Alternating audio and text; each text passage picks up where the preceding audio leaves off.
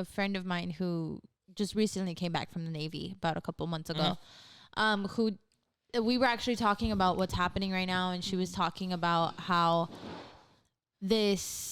she wants to live under what Americans live right now. So she told all of our friends, she was like, I want to be an ignorant American. She's like, I have that right. And we asked her, and I specifically asked her, like, what do you mean? And she's like, when I was out, she was in Japan. She was stationed in Japan. Yeah. In the Navy. So what she said specifically that they did was they patrolled the seas between Japan, South Korea, and North Korea, and China. So what they did was basically enforce American presence between those countries. One, so that those two outlying countries like China, North Korea, and potentially Russia knew that America had South Korea and Japan's back, because they are such small countries, but they're very affluent and like very prominent in today's society and in today's economy. In case Russia or China wanted to like do some slick shit, they'd be like, hey, no, Americans are right here. Like we were here. You know what I mean? So their entire job was to be present there. Yeah. So she specifically said that there was multiple times where they would make like little moves here and there, little drills and shit. Well, no, like the other countries would make little moves here and there that would raise flags and would be kind of scary for the Navy. But then we as Americans never found out about it. Like just things that we never found out about. And she was like, the constant fear that you lived in on that base, she's like, it's not desired, but she's like, as I was coming back to the States, she said, I want to live like an ignorant American that doesn't have a single clue about what's happening around the world. Yeah. And I asked her, I was like, well, do you think all Americans are like that? She's like, absolutely. She's like, no American unless you are in the military, unless you know about what's happening in foreign affairs, you won't know, nor will you care that any of it is happening, because it's not affecting anybody. Yeah, here. It's not in your purview. It's not even in the peripheral. It's not even in your peripheral. You know so she specifically was talking about how she wants. She's like, I deserve, after all the things that happened, she's like, I as a military person do deserve to just come back here and just chill. Never have to worry about anything again. And she's like, because the reality of the matter is, she's like, I know a lot of people want to say that there shouldn't be wars, that there shouldn't be all these things, that we shouldn't be putting so much money into the military. This is where her point of view. Oh, she strays right there. Like, well, no. Where I actually found purpose to it without really realizing that it was true. Like I 100% would always think, why do you need to fund the military so much? Mm-hmm. Like as a liberal, as somebody who sides more with liberalistic values, I'm like, why do you need to give so much money to this thing? And then I realized when she was telling me all of this, it's like, yeah, well, maybe America does want to be a little bit more on the liberal end and wants to eventually like not give the military as much money. It's like, but that doesn't mean that Russia's ever going to do that. That doesn't mean China's ever going to do that. That also doesn't mean that North Korea is ever going to do that. People say that because it's like you can cut the military budget so much. Like you can probably cut it in half and it would still be the biggest fucking, like, it's not because people don't believe in the military. It's because the military has such an absurd amount of funding to the point where it's like, you don't need it. Like, it's not even like you don't deserve it or we don't want you to have it. It's like, you truly do not need it. Like, you can cut it. And I guess what her friend would argue there, military in the entire world by so much. So I think this and I guess what your friend would argue in that case is be like, no, we actually kind of maybe need it. This is what you're saying, right? This is where I was, because I've only ever seen it as somebody who's never been in the military. So I can't speak for the military, and I would always speak for them. I would always be like, well, why do you need to fund them so much? And when she told me about it, I was like, you know what? I have absolutely no right to talk about what you went through, and what, like, even if you didn't actually go through something that might have been a war. He's like, but the things that she'd said, she was like, there were multiple times where a lot of us feared for our life out there. Yeah. And we were very comfortable knowing that you guys were going to be fine whenever y'all found out that this happened. Right. She's like, because y'all never had to worry about that. No, it's a great sacrifice. It's a great sacrifice that military men and women are making. Me, she's like, to your point, though, pragmatically, we don't need it. We are definitely overspending. We are definitely overspending, and I only say that to say this. In the time since maybe World War II and all of that overspending happened, in that time, in those 50 years or 60 years, however long it was, not only has China surpassed us on a generational level in terms of intellect and in terms of like education, but we've gotten dumber as a society, and we've gotten weaker, we've gotten unhealthy, right? So like during that time, had you just cut it by a fourth, we would have had. But I think that's their plan, though. We would have had Medicare for all or healthcare for all. We would have been able to cut down the gap between the education and like lower income versus higher income or private schools or anything like that. And that in the moment, for a politician's sake, is going to be like, oh, well, no, I'm voting for my constituency. But in the long run, in the 20, 30, 40, 50, 60 plus years, now you have a society that is not only smarter, but that then at that point has, like you can actually say like, we not only have still the best military in the world, but now we're also still top tier when it comes to education. We're still top tier when it comes to health. Our happiness as a country is off the wall instead of being so polarized and divided and like trying to fight each other all the fucking time. Like you could have done that in the 60 years that it took China to be like, no, we're better. It even goes down to like our fucking social media because we're so capitalistic and money hungry and just corporate greed in general that like our algorithm on all of our social media sites only reacts to the dumb shit that gets us to laugh or to gets us to be like, yo, that's crazy, or like Insta thoughts or whatever the hell the algorithm. So China's algorithm rewards whenever people get like great grades.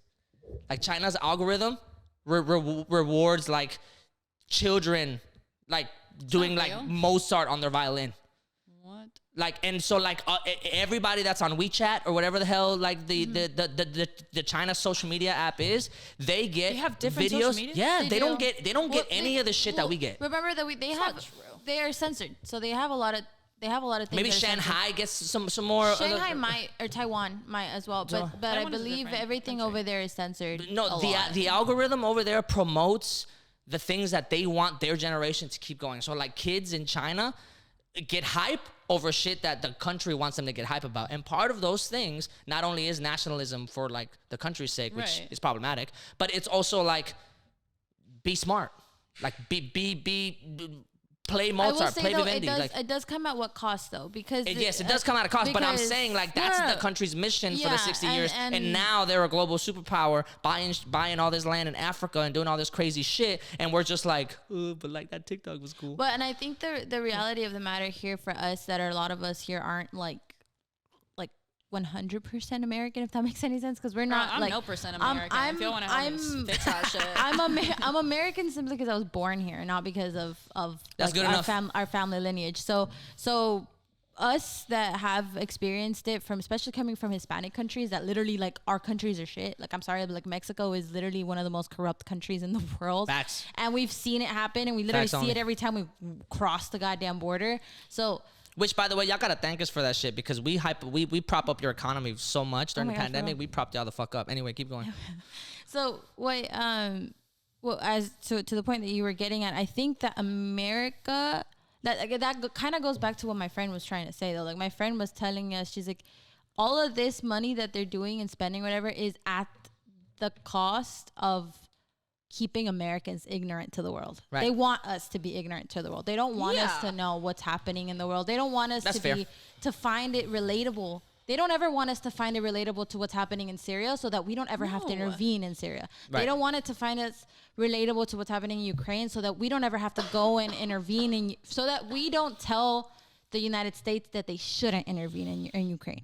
Right. If that makes any sense. So they don't want. That has been their whole brand. Yeah, like that's their whole, America's whole brand is to keep Americans ignorant so that they don't have to tell us, so they're not woke enough to be like, hey, yo, you're kind of doing that wrong though, don't you think? You know, so that's. To be fair, to be fair to that point, ever since to just give a little bit of counter to that point specifically, I do agree that it's on brand and that may be their desired goal. But ever since MLK, they've been protesting wars here. So it's not necessary. I mean, the counterculture movement in the 70s was built on the protest against Vietnam. I think even the way that you were explaining that we've been trained to be as a society. But it's not part of like American culture. Yes, you're 100% right. So I'm just trying to give a little voice to the protest. Absolutely, there's a lot of people, especially now. There's a lot of people that have always protested the war, but super short not the American way. Like they are seen as like being anti-patriotic and being anti-America. 100%. Because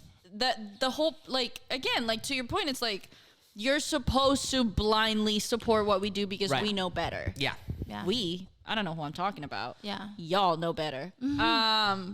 So that's like, there's a lot of people that protest it, but that's not the way that American culture or that it is not American culture. That's not what they expect of their citizens. Honestly, we were trained to have a super short attention span. Like we can only pay attention to one topic in the world, and then maybe like a week after that, we'll forget about it and move on to because it never Drake's happened hot to y'all. sauce incident. Like it literally is. That's how we have been trained to believe. Like we are trained to look at our phone every couple of like hours or minutes and then be like, oh, this is happening. Oh my God. But did you see that really funny tweet about that dog and whatever? Like it's sad, but that's literally how we are conditioned to be. And even Yo, by the way, we're totally hypocrites when it comes to this shit, though, because we be hella on the phone looking at the dog, though. Absolutely. No, and I was gonna say, like, I mean? It's not like we're like high and mighty sitting on a high horse here. We're absolutely. I was gonna say, like, once I moved here, because I would like talk, like, especially the first couple of years, you know, you talk to Americans and you're like, damn, you really don't know shit about anything, bro. Like, what the fuck? Where have you been? Like, I don't understand. Like, how do you live in this bubble? Like, I don't get it. Especially when America is so involved in so many different like foreign issues. Yeah.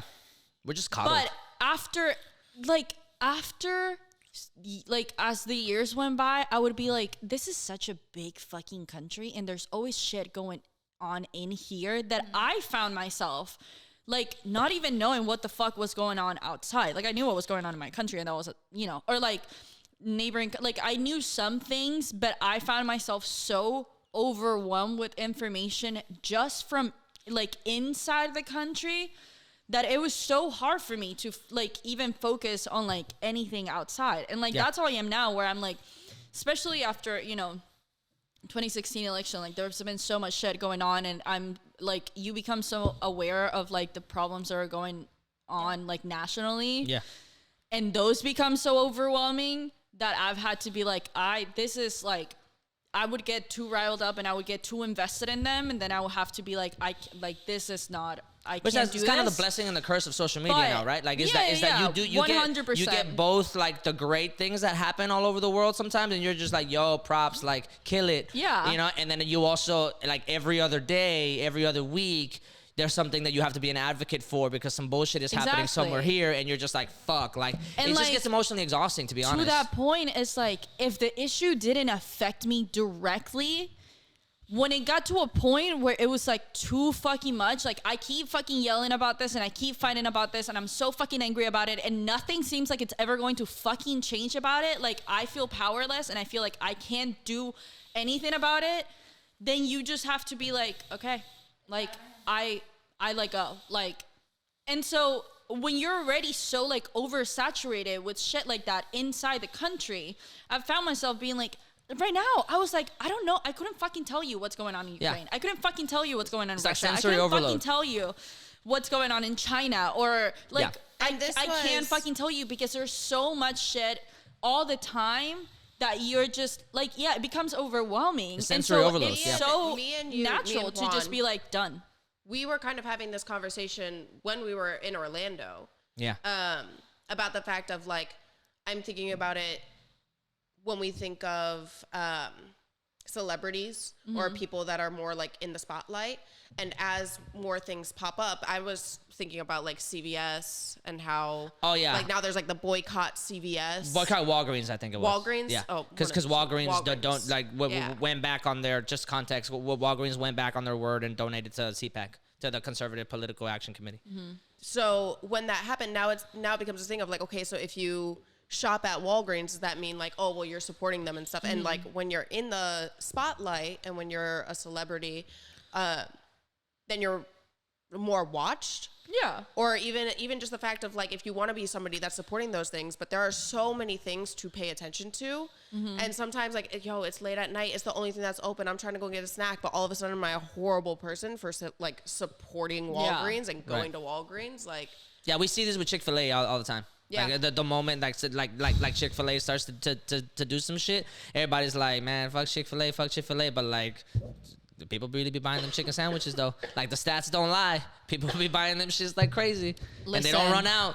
Listen. They don't just, except Sundays. Nothing has changed my life like Chick-fil-A has. That's the best thing that America has ever given me. And I'm sorry and that's conflicting, to the entire isn't it? LGBT community. That's conflicting, right? I won't That's ever call myself a representative Americans. of the community, but I will continue to eat Chick-fil-A. I haven't eaten Chick-fil-A in a really long time though. But that has been the hardest thing to do as especially when it comes down to being like, it sounds weird, but when it comes down to being a woman, like there's just so many things that you're told in society nowadays, like you shouldn't be pro this, you shouldn't think this, you shouldn't do that, you shouldn't go support this because they're anti-woman. And it's like, dude, I really just want to eat a sandwich and that's all I want to do. Like I don't really want to. We had our version of this conversation when it came to the feminist movement in Orlando too. Yeah, and it's just like really complicated because you go back into like what you're saying, like this overload of information, and you're like, so what the fuck am I supposed to do? And I feel like where am I supposed to stand?